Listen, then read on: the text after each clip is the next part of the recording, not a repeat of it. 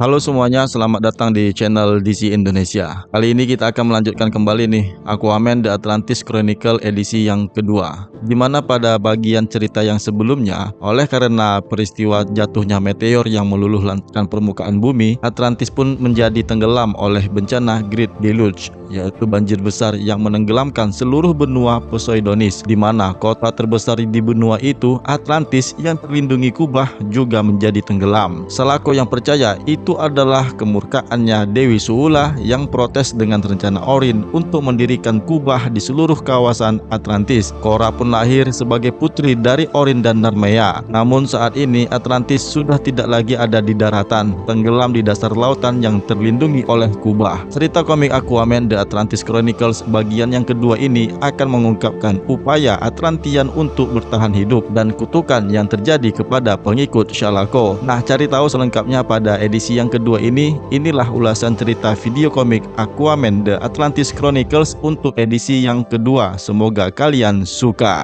Yeah.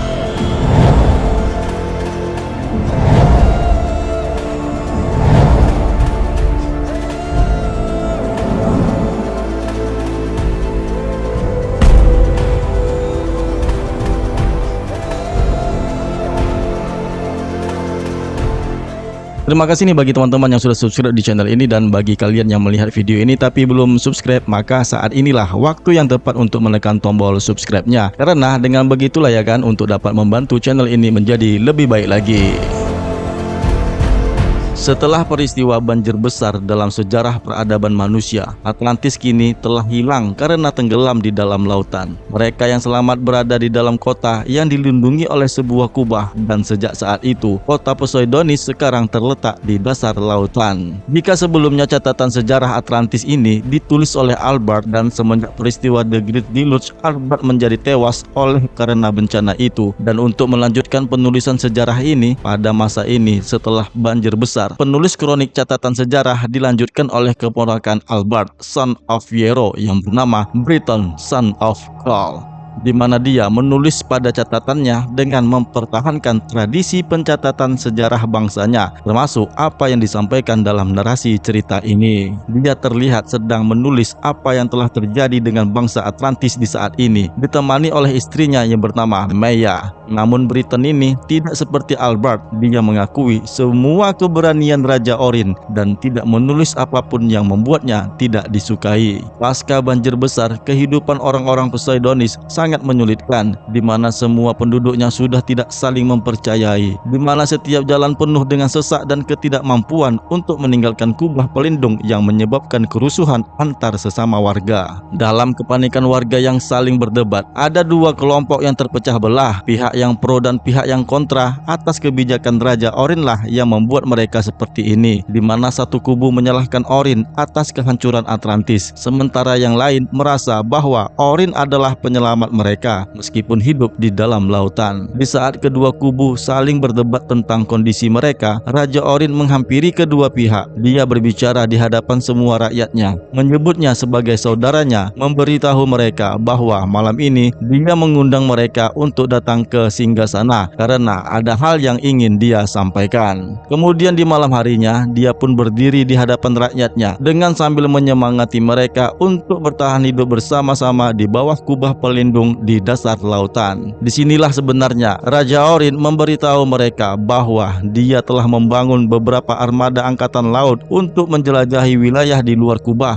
agar dapat melihat seberapa jauh kehancuran yang telah menyebar di seluruh Atlantis. Di saat itu ada Shalako yang langsung berbicara di hadapan semua orang bahwa dia dan anaknya Dardanus serta para pengikutnya tidak lagi mengikuti arahan dari Raja Orin karena mereka akan meninggalkan Poseidonis. Raja Orin pun mencoba mengingatkannya karena saat ini sudah jelas wilayah mereka di dalam kubah ini dikelilingi oleh lautan pedalaman. Meskipun begitu, Shalako tetap tidak menerima penjelasan Raja Orin yang juga adalah saudaranya sendiri. Shalako pun kemudian memberitahu mereka tentang menyerang serangkaian terowongan bawah tanah yang dibangun berabad-abad lalu yang menghubungkan ke semua kota-kota besar, di mana juga dia bermaksud mengajak sebagian warga untuk ikut bersamanya dan memimpin pengungsi dari Poseidonis untuk menetap di reruntuhan yang dulunya merupakan kota kembar yang disebut Tritonis. Sebenarnya para pengikut Shalako tidak menyadari dengan rencana panutan mereka itu bahwa Shalako sudah bertindak gila. Dia telah meninggalkan kepercayaan lamanya, meninggalkan Dewi Langit Su'ula. Sekarang dia pun berpindah untuk mempercayai dewa-dewa kegelapan dan telah mengabdi dengan Dark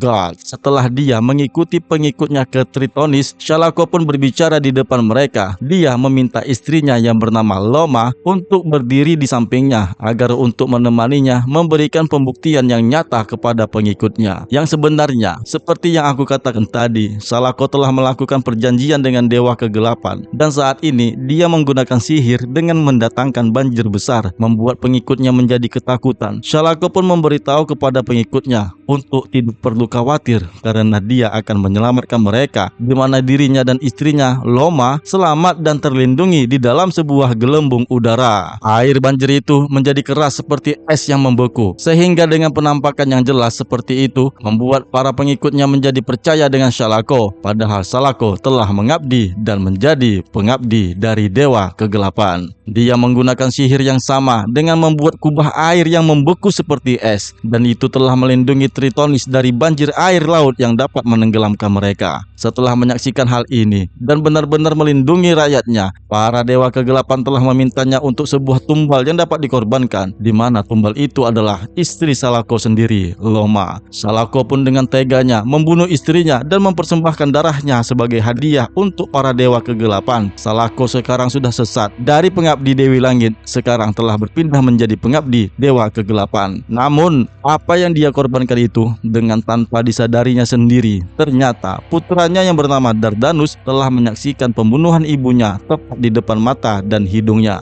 Meskipun begitu, putranya hanya terdiam untuk tidak memberitahukan hal yang sebenarnya.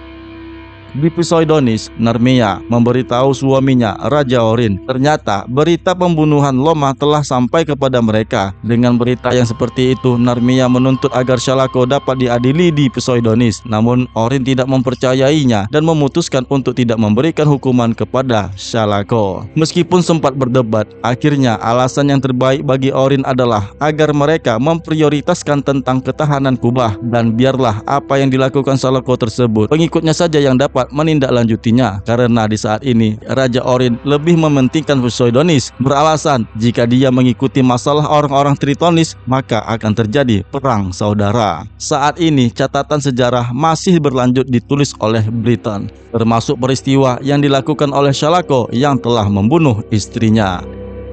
Waktu pun semakin lama semakin berlalu. 3 tahun sudah berlalu semenjak kematian Loma. Di saat ini, orang-orang Poseidonis semakin khawatir dengan integritas dan ketahanan kubah yang melindungi kota mereka, di mana di luar kubah pelindung ada banyaknya ikan-ikan buas yang berusaha untuk menggerogoti pelindung. Dan setiap hari yang dikonsumsi oleh rakyat Poseidonian adalah ikan dan ikan. Selalu tiap hari ikan yang mereka makan. Meskipun ada banyak hiu dan binatang pemangsa purbakala lainnya serta pemangsa lainnya yang mengintai di sekeliling kota, di mana ikan-ikan buas itu seringkali menabrak kubah berharap bisa untuk menghancurkannya. Walaupun kubahnya itu terlihat kokoh, itu hanya masalah waktu saja sebelum waktunya akan menjadi pecah. Dalam kepanikan yang dialami oleh warga yang ketakutan jika kubah itu akan hancur pada suatu saat nanti, nah saat inilah Orin kemudian memerintahkan pasukannya untuk mengusir ikan-ikan raksasa itu. Para pasukan pun berupaya dan berjuang untuk mengusir semua ikan-ikan pemangsa yang ganas itu. Namun ternyata hasilnya sangat disayangkan. Para pasukan tewas dibantai oleh monster laut yang ganas. Ada banyak para prajurit yang tewas. Mereka menjadi bingung dan tindakan apa yang dapat mereka atasi untuk menghadapi ikan-ikan buas itu agar tidak lagi menghancurkan dinding kubah pelindung. Di saat itu, Raja Orin bertemu dengan seorang yang bernama Allor, berdiskusi tentang perpaduan ilmu pengetahuan yang dimiliki oleh kerajaan. Dan bertepatan pada saat itu, Cora, putri Raja Orin bersama teman prianya yang bernama Basil, putra dari Allorok, sedang bermain. Di saat itu, kedua anak itu masih belia, Basil berteman baik dengan putri Raja Orin. Kedua orang tua mereka yang sedang membahas tentang ilmu pengetahuan kerajaan. Di saat itulah kemudian Orin membawa ke ruangan ilmuwan Atlantis yang bernama Thorn bersama Alrock. Pada kesempatan ini, mereka bertiga melihat sebuah tabung yang berisi air dan seekor anjing, dan kemudian anjing itu hidup di dalam tabung yang berisi air.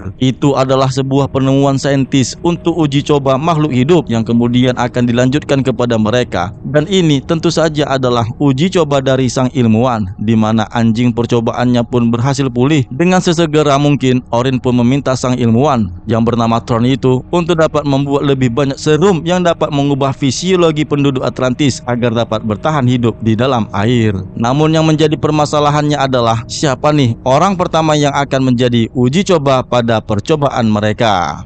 Setelah berbicara dengan istrinya tentang masa depan Atlantis, semua yang dia lakukan ini adalah tanggung jawab terhadap keluarga dan bahkan untuk rakyatnya, di mana dia tidak ingin menyebarkan harapan palsu kepada warga Poseidonian, yang akhirnya Orin pun memutuskan dengan secara sukarela. Ya, dia sendirilah orang pertama yang akan menguji serum Atlantis buatan sang ilmuwan Thorn di hadapan semua warga. Dan di hadapan para warga yang menyaksikan raja mereka, ternyata efek dari serum yang bekerja pada tubuh Orin bekerja dengan hasil yang diinginkan, dan itu membuat semua warga menjadi terkejut dengan eksperimennya yang berhasil itu. Mereka dapat melihat raja mereka hidup dengan normal di dalam air.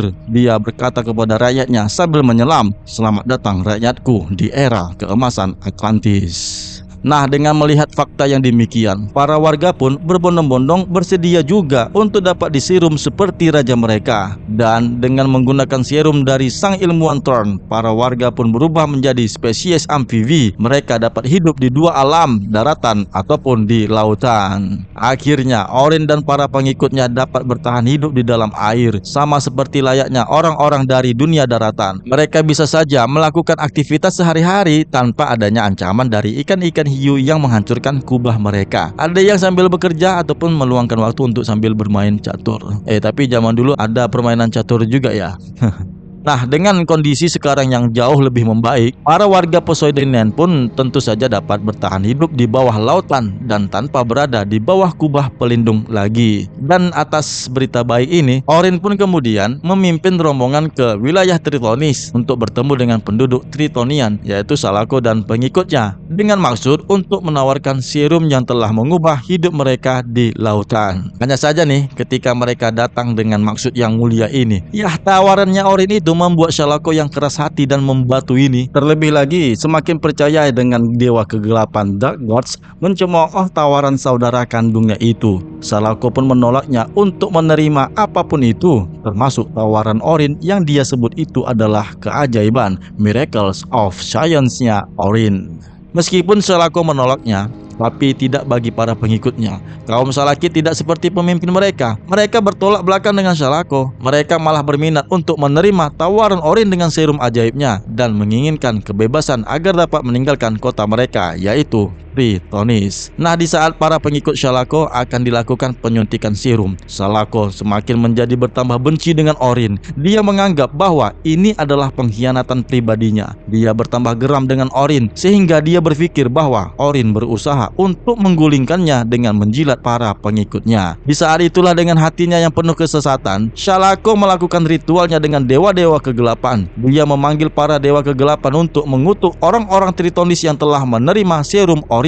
Tapi tanpa disadarinya, ternyata putranya yang bernama Dardanus tengah melihat apa yang sebenarnya dilakukan orang tuanya itu yang telah mengabdi penuh dengan dewa kegelapan, meminta pertolongan dewa kegelapan untuk membuat rakyatnya menderita. Ternyata permintaan Shalako dikabulkan oleh dewa-dewa kegelapan, di mana para Tritonis tiba-tiba berubah menjadi ras setengah manusia dengan kaki ikan yang berwarna hijau yang bersisik. Semua ini tentu saja berada di luar dugaannya si Orin. Kenapa hal ini bisa berdampak seperti itu? Yang kemudian Shalako pun sengaja datang menghampiri rakyatnya yang sekarang ini menjadi bentuk yang aneh. Dia pun memfitnah bahwa semua itu adalah perbuatan Orin yang telah membuat orang-orangnya seperti itu. Dia menyalahkan Orin atas nasib rakyatnya sendiri. Namun ternyata putra Shalako yang bernama Dardanus yang sempat mengintipnya itu mengklarifikasikan apa yang baru disampaikan oleh ayahnya, Dan dia mengungkapkan yang sebenarnya bahwa ini semua adalah pengkhianatan ayahnya. Dardanus pun kemudian memberitahu pengikut Shalako yang sekarang dengan bentuk berkaki ikan, sebenarnya ayahnya lah yang telah melakukannya, melakukan pemujaan kepada dewa-dewa kegelapan, memohon kepada Salakith yang diserum dapat dirubah seperti itu. Lebih lanjut, Dardanus pun menyatakan bahwa bukan Orin yang telah mengubah mereka menjadi monster berkaki ikan. Dardanus juga mengungkapkan bahwa selama ini Shalako lah yang telah membunuh ibunya dalam upaya sebuah pengorbanan pada pertama kali ketika mereka melihat Shalako dapat bertahan di dalam air, dan semua itu dilakukan ayahnya untuk mendapatkan lebih banyak kekuatan dari dewa-dewa kegelapan. Nah, mendengar penjelasan ini, orang-orang Salakith menjadi marah. Mereka menjadi murka, tidak menerima perlakuan Shalako yang seperti ini, membuat mereka menjadi bentuk yang aneh, yang kemudian mereka semua menyerang mantan pemimpin mereka dan akhirnya membunuhnya. Pada saat peristiwa ini, Orin tidak sempat untuk membantu saudaranya. Dia melihat orang-orang pengikut Shalako menjadi liar, dan tidak sampai di situ saja. Setelah membunuh semuanya apapun yang terkait mengenai Shalako, termasuk membunuh dari semua istri-istrinya. Begitu juga nih dengan Dardanus, namun hanya saja anak itu berhasil menghindari mereka. Meskipun Dardanus berhasil selamat dari usaha yang mengerikan kaum Salakith, dan semua itu sebenarnya untuk membalas dendam atas pembunuhan ayahnya sendiri, di mana Shalako telah membunuh ibunya. Namun perlu disampaikan nih dengan tegas, sebenarnya Dardanus belum bisa diartikan dia menjadi seorang pria yang baik. Di saat kematian Shalako, tepat dalam pelukan saudaranya Orin, Shalako sempat mengucapkan kata-kata terakhir untuk tetap selalu menyelamatkan hidupnya sepanjang waktu. Di mana hari kematian Shalako, sesuatu dalam diri semua orang adalah kematian, dan itu adalah kutukan terbesar dari semuanya.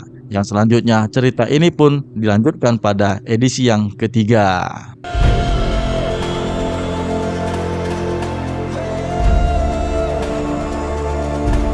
Nah, itulah dia pembahasan cerita komik Aquaman The Atlantis Chronicles untuk edisi yang kedua. Mengungkapkan nih, Shalako tidak lagi mempercayai Dewi Su'ula dan berpindah untuk menganut dewa-dewa kegelapan. Atlantis sudah menemukan serum untuk bertahan hidup di lautan, sementara Shalako mengutuk pengikutnya dengan bentuk berkaki ikan. Dia pun dibunuh oleh pengikutnya sendiri. Hanya saja putranya yang bernama Dardanus menaruh dendam atas kematian ayahnya. Nah, bagaimana cerita ini akan dilanjutkan pada edisi yang ketiga? Langsung saja ya kalian beralih ke ceritanya. Linknya itu ada di dalam deskripsi. Semoga kalian terhibur dengan cerita ini. Sukses untuk kita semua dan jangan lupa subscribe. Yeah.